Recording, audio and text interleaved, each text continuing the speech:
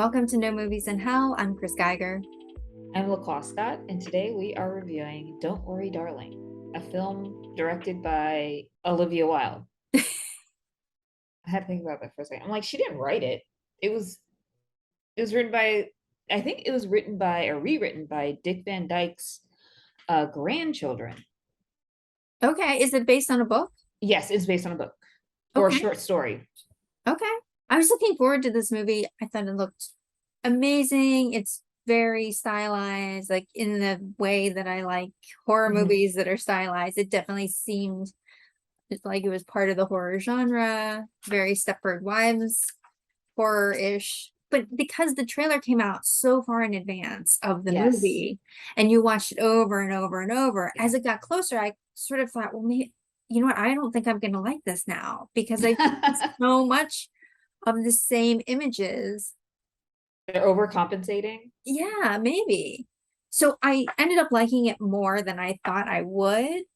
Ah. Although there were a lot of question marks. A lot of things just didn't make any sense in the premises that they set up. But it's a horror movie, so many times things don't make a lot of sense, and there are always open-ended questions that just it's not important that they get answered. What were your initial thoughts? As you may or may not know, I'm a Pugh head. I love Florence Pugh from like Midsummer, and she was in Little Women, and of course she's now in this Marvel Cinematic Universe. So I love watching the films that she chooses to do because they're always like interesting. Mm, I'm not really a Harry Styles fan, so please don't come after me. I don't know much about him other than he was in One Direction and now he's a solo artist that apparently sells out Madison Square Garden. I like Chris Pine. I love Gemma Chan. And what I thought was interesting is I'm a fan of Nick Kroll. I love the Kroll show. I haven't watched his shows on Netflix. However, when I see him, I immediately think like, oh, he's going to be like a scumbag character of some sort. So going into this film and seeing him in it, I was like, oh, this is interesting. And I love the aesthetics. Obviously, it was filmed in Palm Springs. Like, there's no question about it. I love Palm Springs. I love the 50s aesthetic, the whole like kind of googie what the future was going to look like in the 50s and kind of their reinterpretation. So I came in knowing that this is going to be some type of like mystery horror film, but not quite sure what the twist was going to be. But obviously, in the kind of Stepford wife type of motion, that there was going to be something that was terribly and woefully off with this film. I agree with you. There are a lot of plot holes, so many questions, and I'm pretty sure we're going to have a lot of spoilers. yeah. I agree with you. This is an amazing cast. And I thought Harry Styles did okay. Like he did better than I thought he would. The only thing I've ever seen him in is Dunkirk. And Okay, I didn't see Dunkirk. Oh, he and he's an Eternal too. oh yeah. Spoiler alert. In Dunkirk, he kind of plays the same sort of character. Like he's very one note in Dunkirk. Okay. But in this, to play opposite of Florence Yeah. Pugh for most of your screen time, like that's hardcore. Like you need to be, and he was good. Yeah. Yeah. So I thought he did a better job than I was expecting him to do. So good cast. The thing that struck me initially is I thought going in that it was going to be, they were actually set in the 50s or 60s. Hmm. And so it was surprising to me how many racially diverse couples there Hmm. were in this subdivision. Uh, Yes. and it was also striking that the women were so much more attractive than their partners, except for Yes. Florence Pugh and Harry Styles, of course, and Gemma Chan and And uh, Chris Pine. Yes. Yeah, absolutely. That was one observation I made. And I was like, oh, this is interesting. Did you have any other assumptions going in? Like, I think for me, mentally, I knew, okay, I think I know what the twist is. I think the twist is going to be, mhm. I thought they were going to be on like a different planet or something like that. and Hmm. and it's something like kind of breaking a wall where they were probably from the future or the idealized future that was created somewhere else, like off planet or whatever. So I was like, oh, this is interesting. And then when the twist came in the last third of the film, I was like, what? I wasn't expecting the twist that happened. I don't know what I thought the twist would be, but it was surprising. I had seen, because I waited so long to watch the movie, I Mhm. had unfortunately seen a lot of press about it. And so I had seen that Olivia Wilde had said that the villain character is based on Jordan Peterson. Mm. I marginally know who Jordan Peterson is, so I thought, well, how was so I knew going in that Chris Pine's character was based on Jordan Peterson, and so I couldn't figure out where the twist was going to come in, Uh, but I knew that it was that's and so when I was watching it, I was like, oh, what that I don't know. And then when it finally happened, I was like, oh, okay. yeah. I was like, I think it all came together when it was like incel Harry was like, instead of working or whatever, he's like kind of, she's like coming back to this frazzled apartment and he's just kind of like listening to a podcast. I was like, oh, I think I know where this is going. And then it was like the devices. Like I was just like, how? How are you going to like how is this woman still alive? How is he now like how is he now supporting two in an apartment? Like a lot of the logic for me was lost when the reveal came that this is a kind of metaverse experience. I was like, literally, this is what people assume that the metaverse will be. You have some type of device that puts you in a place and everything is perfect, but logically, it makes no sense. And it's, oh, alpha men that want to support women, but like, this is probably worse off. This is way worse off than just, being a supportive person for your partner who is working and who is, out there like trying to support the both of you. Plus, I was like, okay, if this woman is a surgeon, where are her friends and family to figure out where she is? She's a very important person, part of society. She's missing. Right. And then, I mean, then again, you could spiral down the multitude of questions.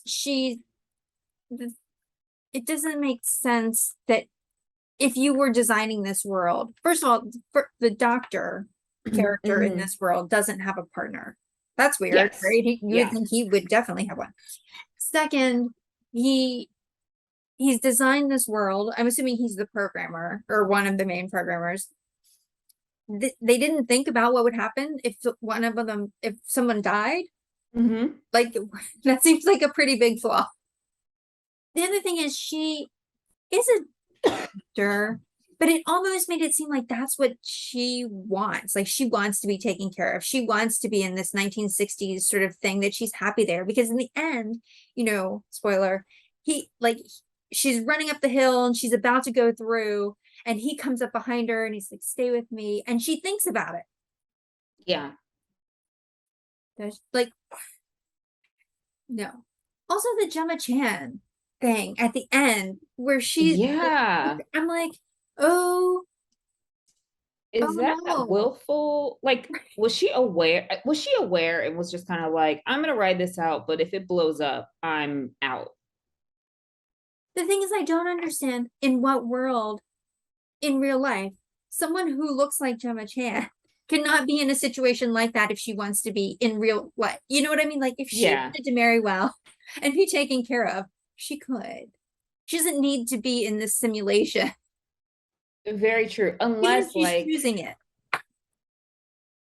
I mean, maybe it was one of those things of like, I'm gonna support my partner. We have a family in the simulation because she has like the two kids. If anybody, if one of the women question or have any issue, then I'm gonna turn against you because, like, for the most part, there are no weapons or anything in this world, which is very interesting. But if you die in the world, you die in real life.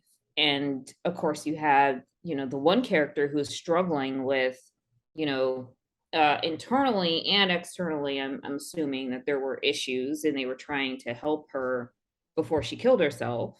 It's not addressed at all in the community. And I'm pretty sure people like whisper things, just like Olivia Wilde's character. It's like, oh, they know something, but they're going to keep quiet. So I feel like, Gemma Chan's character and maybe like the Olivia Wilde character, like they're well aware of what's going on and they just, they're just being complicit. Right, but that doesn't make sense. I mean, for No. Olivia Wilde's character, if she lost her children in real life, like maybe that makes sense. But for Yeah. Gemma Chan's character, it doesn't make sense. Yeah. I don't know. It's like you could do better. Just like the woman who was perpetually pregnant. I was like, that's really bizarre. When is she going to have her baby? No one really talks about it. Right. Is she pregnant in real life or is she pregnant in the simulation because that's what her partner wanted? Right. So let's go to the slides. There's so many questions. So many questions.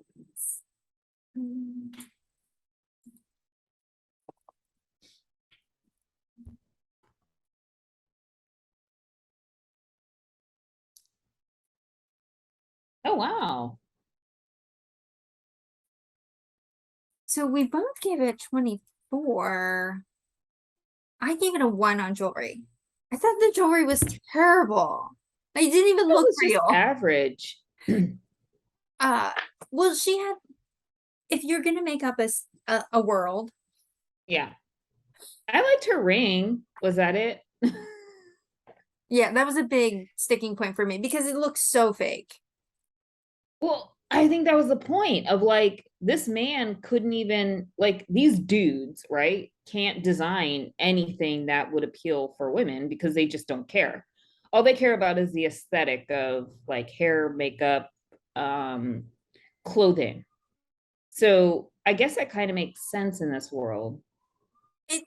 Okay, so but even if they can't program it or develop, like design it, how are these women accepting that? You know what I mean? Like it just doesn't make sense. Well, everything is against their will, so they can't really accept anything. It's they're just doing what they're told to do. Okay. I don't know why I'm trying to rationalize this movie, honestly. Like you can trap someone physically, right? And you can make their environment seem like something different, but you can't change their preferences, right? Like you didn't reteach them how to speak. You didn't reteach them how to encounter color. Right? Like they come to this scenario with their knowledge that they base that they had. They didn't get entirely reprogrammed, I guess is what I thought. But I Maybe they think that did. they get blocked, right? Because, okay, if she was a surgeon in real life, but she didn't have access to those like memories or processes, um, then that would explain why, when they leave, all they do is like clean and cook and all that other stuff and fraternize, but they don't talk about anything else other than what is exactly in front of them. Or what did you do last week? Oh, I don't know. But this is a cool dress. But then how does Olivia Wilde remember her children? I don't know. Yeah. So again, another question. But yeah, so I gave it a 1 for jewelry because it made me sad. But acting I gave it a 3 because Florence was amazing. Flo got the 2. Flo, she gets a 3. Everybody else gets a 2. Okay. She's in an unfortunate circumstance. I don't know. I thought everybody else did a good job. And maybe it's because I had low expectations for Harry. I thought he did a good job. Like he exceeded my expectations. And I thought everyone else did a decent job too. I really like the scene where he was dancing on stage When he got his promotion. Mm-hmm. Wait, what does he get promoted to? Maybe he's buying more, like maybe he's paying for more software. Yeah, he gets the upgrade. Yeah, I didn't know. He was just turning circles. I was like, who does that at a promotion? Was was what's her name like held there against her will, or was she a computer simulation? Dita Von Teese. I think she was a computer simulation, but uh, but I thought she was fun. I like the performance. It fits the aesthetic. Yeah, She yeah, had lots of jewelry on too. Just we all know it's fake. yeah. I liked her outfit. Yes. So, Uh, I don't know. I gave it a 2 for story because there were so many holes. yeah. I wanted it to be a better story, I but really wanted to like this movie. I ended up somehow fell down a rabbit hole, and I guess this script was on the blacklist a couple years ago. And the original, I guess, ending, premise, everything is somewhere on the internet. And I read it and I was like, oh, this is wildly different from the film is wildly different from the original story. The original story sounds very interesting. hmm, There was no Frank. Um, a lot of the plot holes are lifted. Um, and, and yeah, I gotta. It sounds like it could have been like a movie series or a television series as opposed to like a movie. hmm. Um, some elements were kept, but largely, very different. It wasn't like a single individual doing this. It was more or less the Harry character doing this. Hmm. Hmm. I could Um, definitely see this as a TV series. yeah, yeah. I think it would explain a lot more than, roughly 2 hours of film. And also, someone in my theater decided to fall asleep in the last third of the film Oh, during the good. reveal. So we got a snoring throughout, and nobody like woke this person up. Everybody just started giggling and laughing around them. Sure, sure. Why not? Yeah. Oh, fun times. Do you have anything to promote in this episode? Yeah, so we got some movies coming up for review. We have Brahmastra, Part One, Shiva coming up soon. Amsterdam, which I saw early preview of, we'll be reviewing soon. We have your holiday films, but first we have to get through spooky season. So, putting together lists of our favorite spooky films and horror films that we have reviewed previously. What do you have to plug, Chris? Nothing in this episode. I so I've just recently come back to New York from traveling. I have a lot to catch back up on.